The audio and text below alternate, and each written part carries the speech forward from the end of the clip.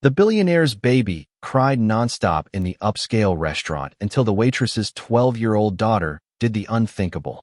"This child is ruining my business dinner," screamed Gregory Lancaster, CEO of Lancaster Enterprises, holding his wailing 6-month-old daughter in his arms.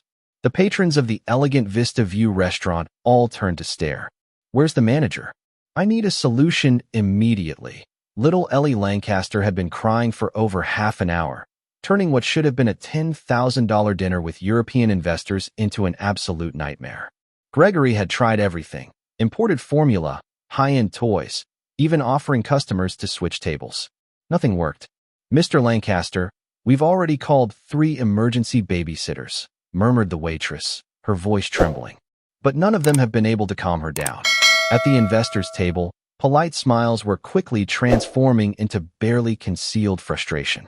This was the $60 million deal that would solidify Lancaster Enterprises' foothold in Europe. The stakes were high.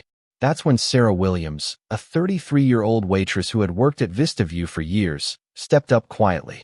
"Mr. Lancaster, I could try." "You?" Gregory scoffed, his gaze sweeping over Sarah, a black woman in her simple work uniform. "I've already paid for professionals. I don't need any amateur suggestions." Sarah hesitated but didn't leave the scene entirely. She had seen things like this before. Her 12-year-old daughter, Leah, was sitting at a corner table, diligently finishing her homework. It was a Saturday, and the last-minute babysitter cancellation had left Sarah no choice but to bring Leah along. "What's so special about that baby?" one of the investors muttered in German, clearly irritated. Gregory was desperate. His $3 billion empire had started with European investments, and this deal could set him up for further expansion. But Ellie continued to cry as though her life depended on it.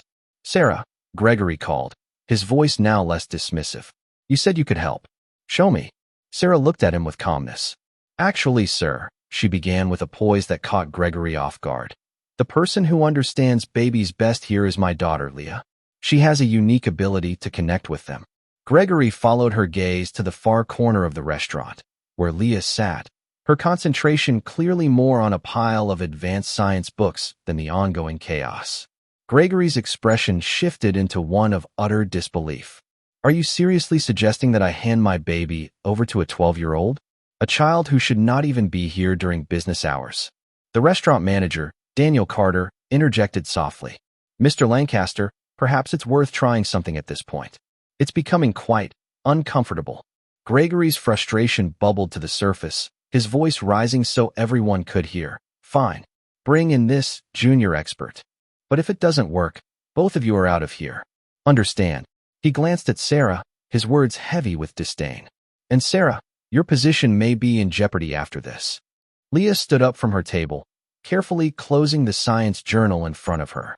Though she was only 12, she had already excelled in subjects most high schoolers struggled with, a fact few people knew. As she approached Gregory's table, she observed him carefully. His posture, the way he held his daughter, the surrounding noise of plates clinking, and the temperature in the restaurant, all of it feeding into Ellie's distress. "May I?" she asked gently, extending her arms toward Gregory, who hesitated before reluctantly handing Ellie over. "5 minutes," Gregory warned, his skepticism clear.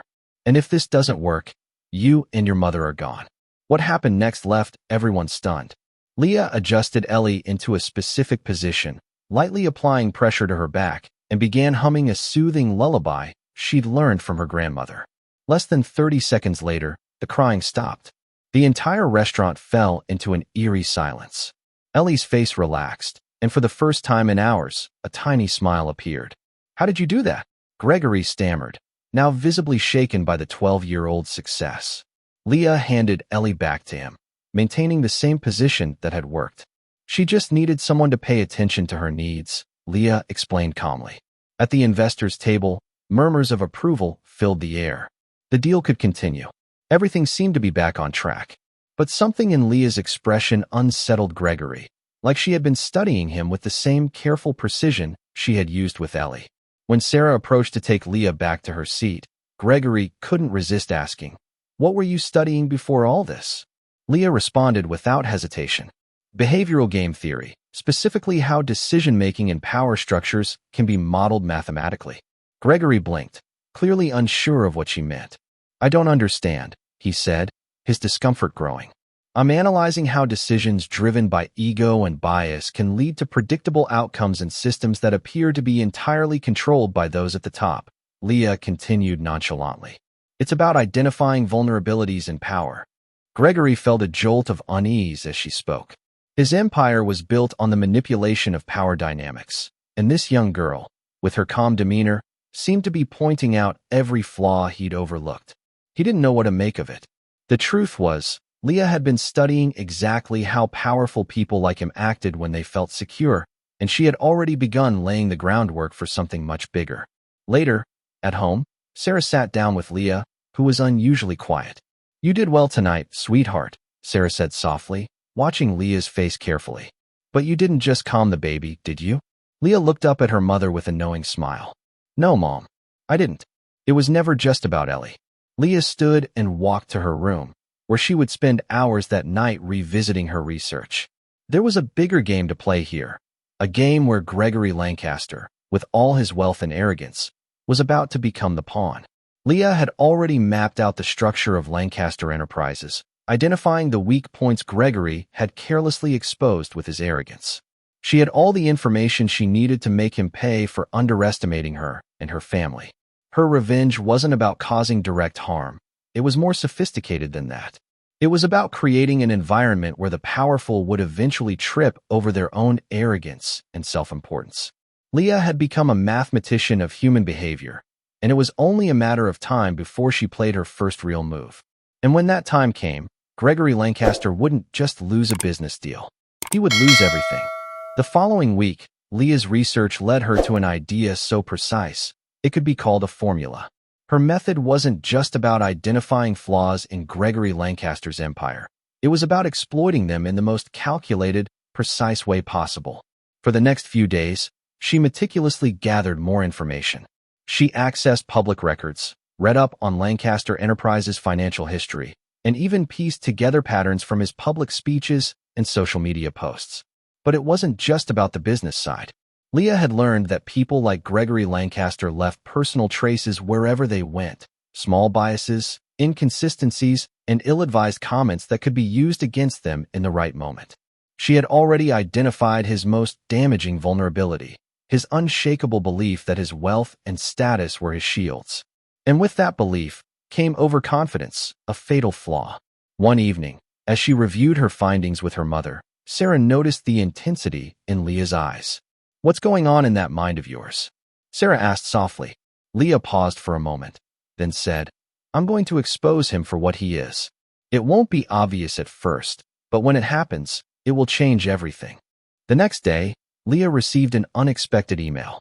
It was an invitation to meet with Professor Daniel Foster, a retired expert in corporate ethics who had become an informal mentor for her. He had been impressed with Leah's earlier discussions on behavioral game theory and wanted to see her analysis of Lancaster Enterprises. Leah hesitated for only a moment before replying, agreeing to meet him at the public library, her usual research haven. Professor Foster, an older man with a keen interest in game theory, listened intently as Leah presented her work. You've done something remarkable here, Leah, he said after reviewing the equations and behavioral models she had designed. But be careful. You're walking a fine line between knowledge and manipulation. Leah smiled, a rare, knowing smile. I'm not manipulating anything, Professor. I'm just showing how things were always going to unfold. I'm just observing the patterns. Professor Foster raised an eyebrow. And what do you plan to do with all this information? Leah's gaze sharpened. I'm going to make sure Gregory Lancaster can't ignore the consequences of his actions any longer. As the days passed, things started to move faster than Gregory realized. The public backlash against him had started to build after the incident at Vista View. His insensitive comments, captured on numerous recordings, had begun to spread. The video of his remarks was trending on social media, and people had started calling out his behavior, both as a CEO and as a person. But Gregory remained in denial, brushing off the growing storm as mere noise. One evening, as he reviewed paperwork in his office, his assistant walked in with alarming news. Mr. Lancaster, you've been mentioned in an investigative article. It's about your company's labor practices, and it's starting to get some serious attention. Gregory barely looked up. Let them talk. It's nothing I can't handle. But his assistant continued. And there's more. Yamamoto Corporation is pulling out of the merger deal. They've asked for a meeting to discuss concerns raised about your company. Gregory's expression darkened. This wasn't supposed to happen. The $400 million deal with Yamamoto was the linchpin for his global expansion. Without it, his plans for the future were at risk. He tried to brush it off, but the pressure was mounting. Meanwhile, Leah had been busy. She wasn't the one causing the storm. She was simply guiding it. Armed with the information she had carefully amassed, Leah had approached the right people in the right positions. She knew that with just the right push, Gregory's empire would crumble. It wasn't a matter of if, it was a matter of when. Leah had already sent an anonymous tip to a respected journalist she knew would dig into Lancaster's questionable labor practices. At the same time, she had reached out to former employees who had been mistreated and encouraged them to share their stories. It didn't take long before the media started picking up on the narrative of Lancaster Enterprises' exploitation of workers. The tide was turning, but it wasn't just about bad press.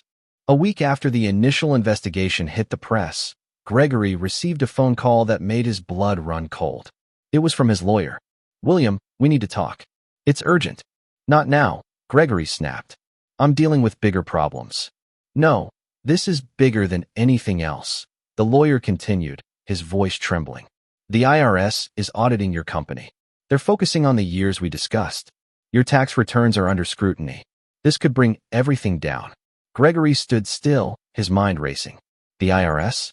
This was more than just bad press. It was real, tangible trouble. At the same time, Leah's calculations were reaching their peak.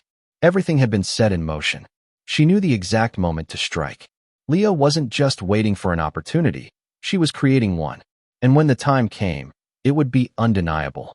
As Gregory struggled to manage the crumbling of his empire, Leah was one step ahead. She had arranged for the information about Lancaster Enterprises' tax evasion and exploitation practices to land in the hands of the right people. By the time Gregory realized what was happening, it was already too late. In the next few days, the pressure became unbearable. First, Yamamoto Corporation confirmed they were pulling out of the merger.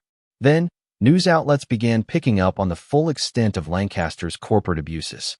Finally, Gregory was forced to face the reality of the situation when he was publicly ousted from his company, replaced by a board he thought he controlled. Gregory's downfall was swift. Within a matter of weeks, he had lost everything. His empire crumbled under the weight of his arrogance. The IRS audit led to a massive fine, and lawsuits piled up from former employees. His name, once synonymous with success, was now a symbol of corporate greed and unethical behavior. The video of his racist remarks, the catalyst for his downfall, was watched by millions. It became a case study in business schools around the world on how arrogance could destroy a career in one conversation. As for Leah, she watched from the sidelines, her plan having worked to perfection. She had never intended to destroy Gregory Lancaster out of spite.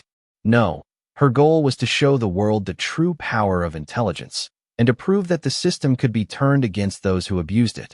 By exposing Lancaster's vulnerability, Leah had rewritten the rules of the game. Her revenge wasn't just about him losing everything. It was about her proving that intelligence, not money or status, could shift the balance of power. 6 months later, Leah stood in the admissions office of MIT, signing her acceptance letter for the Applied Mathematics program.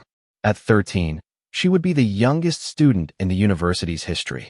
Her work with Professor Foster had already earned her accolades, and her research into corporate dynamics had sparked the interest of major think tanks.